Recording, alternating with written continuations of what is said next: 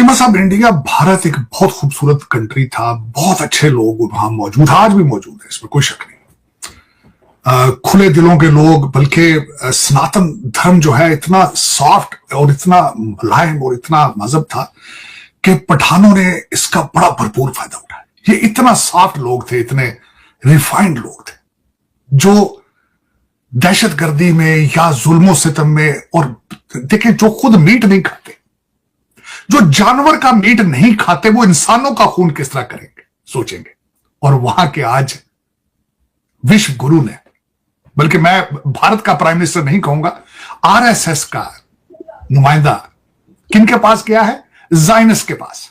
ये इसको मैं ये कहूंगा, आरएसएस और जायनिज्म की जब भी थी। आप अगर आपका मजहब, अगर सनातन धर्म ये अलाउ करता है लोगों का खून बहाना, तो करो फिर शौक से।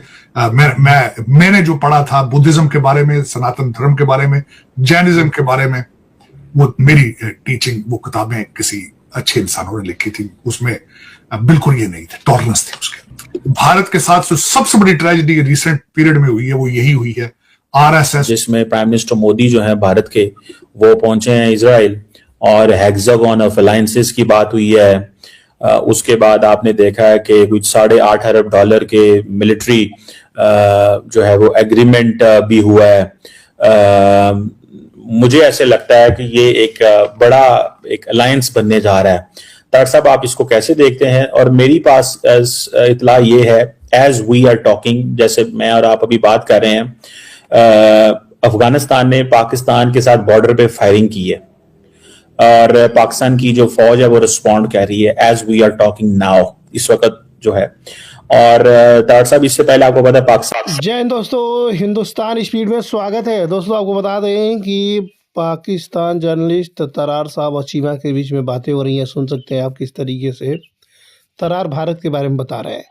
आपको बता दें, इधर ये लोग बातें कर रहे हैं, उधर यूएन के अंदर भारत की बेटी ने जो है पाकिस्तान को धोके रख दिया। दोस्तों, यूएन में जो है भारत की बेटी ने बता दिया कि भारत की पावर क्या है। उन्होंने साफ लफ्ज़ों में बता दिया कि जितना पूरा पाकिस्तान का बजट है, उतना तो केवल कश्मीर का बजट भारत ने रखा हुआ है। पाकिस्तानियों की बोलती बंद। सभी कंट्री, 120 कंट्री के सामने जो है चैलेंज मारकर जो है पाकिस्तान को बता दिया कि जितना हम लोग जो है कश्मीर का बजट रखे, उतना तुम्हारा जो पूरे पाकिस्तान के बजट नहीं है। ठीक है, ये बात कोई छोटी मोटी बात नहीं है। दोस्तों, भारत जो है बहुत तेज़ी से आगे बढ़ा है। जब से पीएम मोदी की सरकार बनी है, तब से भारत जो है बहुत तेज़ी से आगे गया है, बहुत तेज़ी से आगे बढ़ता जा रहा है।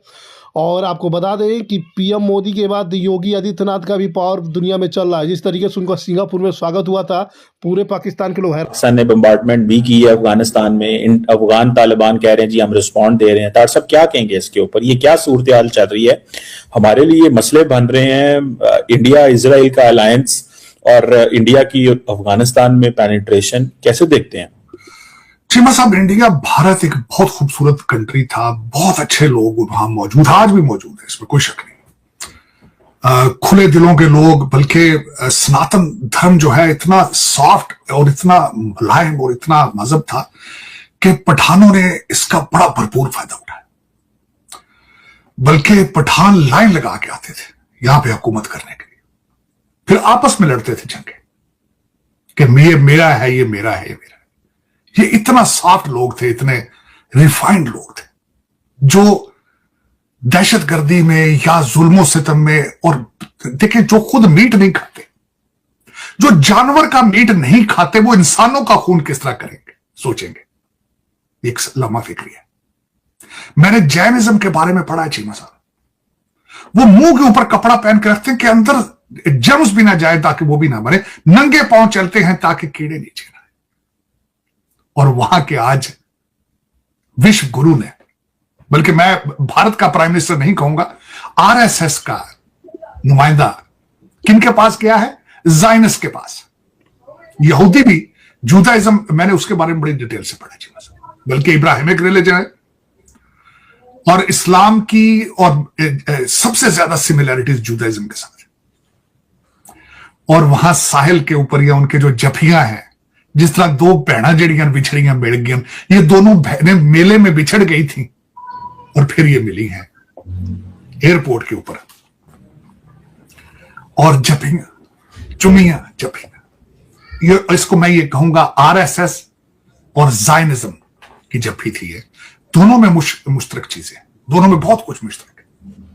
अखंड भारत है एक तरफ, जो कहते हैं आधी दुनिया हमारी है, और दूसरी तरफ ग्रेटर इजराइल है, जो सऊदी अरेबिया को भी हड़प, इराक को भी हड़प, जॉर्डन सीरिया को भी हड़प करना चाहता है। सब सिमिलैरिटीज है। दोनों की दुश्मनी क्या है? इधर वो कहते हैं हम 1100 साल के दुश्मनी का बदला लेंगे, आरएसएस वाले।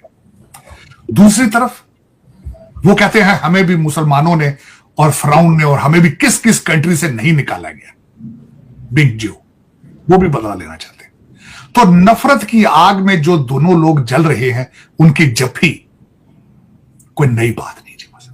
ऑब्जेक्टिव दोनों के एक है, दोनों की बहुत ज्यादा सिमिलैरिटीज हैं। और देखें कि अपने मकासद में किस तरह इंसानियत फेल होती है या इनका आइडिया कामयाब होता है, ये एक क्वेश्चन मार्क है इसका। दोनों के हालात बहुत खराब है, दोनों के हालात बहुत खराब है। मोरालिटी, शराफत, इंसानियत नजदीक से नहीं गुजरी। इन्हें पता है कि हम कन्वेंशनल वार अब पाकिस्तान से नहीं लड़ सकते जब तक field marshal Asim Munir is in Pakistan. अब करोड़ों डॉलर बारिश, जो अमेरिका ने बारिश 140 बिलियन लूज किया अफगानिस्तान में, अब ये विश्व गुरु अब 240 बिलियन लूज करेगा अफगानिस्तान। और ये इतला नर्ज करना चाहूंगा, इनकी इतला के लिए अर्ज है कि हमने 40 साल दूध पिलाया इनको। जितने लोग वहां जाके अब इनको ये जिनके चुमियां ले रहे हैं अफगानिस्तान में, वो सारे पाकिस्तान में पैदा हुए हैं, सारे तालीम यहां लेते रहे। अभी तक उनके कई रिश्तेदार यहां मौजूद हैं, उनके कारोबार कराची में मौजूद है। जिस दिन ये डॉलर बंद करोगे, ये चले। चीमा साहब, इनको ये नहीं पता, ये इसलिए करते हैं शरारतें क्योंकि इनकी एटीएम सिर्फ 2 मशीनें हैं, अडानी अंबानी, और उनका पैसा भारत में मौजूद नहीं है। उनका पैसा भारत में मौजूद नहीं है क्योंकि भारत में जो पैसे वाले लोग हैं, मैं इतला नर्ज करना चाहूंगा, जहां जंग और लड़ाई की बातें होती है वहां से पैसा भाग जाता है। तो ये समझते हैं कि हमारी अगर एटीएम महफूज है तो दूसरी कौम जाए भाड़ में। तो ये इसलिए शरारतें करते हैं। कभी कहते हैं हम ये करेंगे, कभी कहते हैं कि संधूर 2 अभी चल रहा है। और लेकिन मेरे ख्याल में संधूर जिस दिन पहला पठान यहां आया था ना, उसी दिन संधूर शुरू हो गया था। उसी दिन शुरू, जिस दिन सोमनाथ का मंदिर गिरा था, उसी दिन संधूर शुरू हो गया था। और ये बंद नहीं होगा, अभी रहेगा। लेकिन ज्यादा जुल्म क्या है, 30 करोड़ मुसलमान बैठा है। दोस्तों, आपको बता दें जिस तरीके से भारत की अर्थव्यवस्था आगे बढ़ रही है, भारत में जो है बड़े से बड़े AI समिट हो रही है, बड़े से बड़े जो है कंट्री के लीडर भारत में आकर जो है फ्री प्रोटोकॉल के साथ में घूम रहे हैं। भारत में किसी प्रकार का जो है किसी पर भी डर नहीं दिख रहा है, ठीक है। बड़े से बड़े लीडर जो है वो आसानी से आम आदमी की तरह घूमते नज़र आ रहे हैं। भारत में इतना फ्रीडम है। भारत के लोग जो है शुद्ध खाना, जो वेजिटेरियन खाना है, उसको बहुत ही ज़्यादा लोग पसंद कर रहे हैं। भारत में विदेशी भी आकर जो है खाना खा रहे हैं। भारत की तारीफ़ें पूरी दुनिया में हो रही है। जिस तरीके से भारत के अंदर होटलों का डिमांड बढ़ा है, हर जगह जो है वो आगे बढ़ता दिख रहा है। उतना में तो पूरे पाकिस्तान की मीडिया देख करके हैरान हो चुकी है कि इतना महंगा तो रूम हमने कहीं देखा ही नहीं था।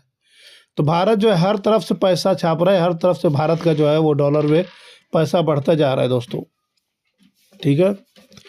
तो भारत, ये सिर्फ भारत ही नहीं बल्कि आपको बता दें कि अभी इजराइल में PM मोदी का यात्रा हो चुका है।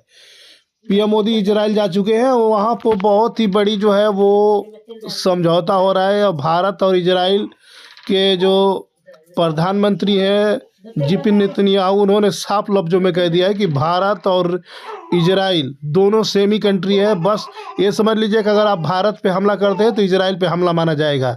ऐसे उन्होंने साफ लफ्ज़ों में बता दिया है। इसको सुन करके पाकिस्तानियों को फटी पड़ी है कि यार ये क्या बोल रहे हैं। किसी की हिम्मत नहीं है ना कि इजराइल की तरफ हाथ उठा कर देख ले। आपको बता दें कि इजराइल और भारत की बहुत ही घनिष्ठ मित्रता है।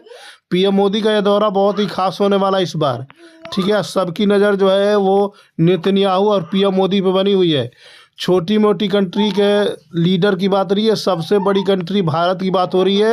और वो भी जो है इजराइल के अंदर उनके नेतन्याहू और उनकी पत्नी ने जो है रेड कारपेट बिछाकर जो है एयरपोर्ट पर पीएम मोदी को स्वागत के लिए पहुंचे।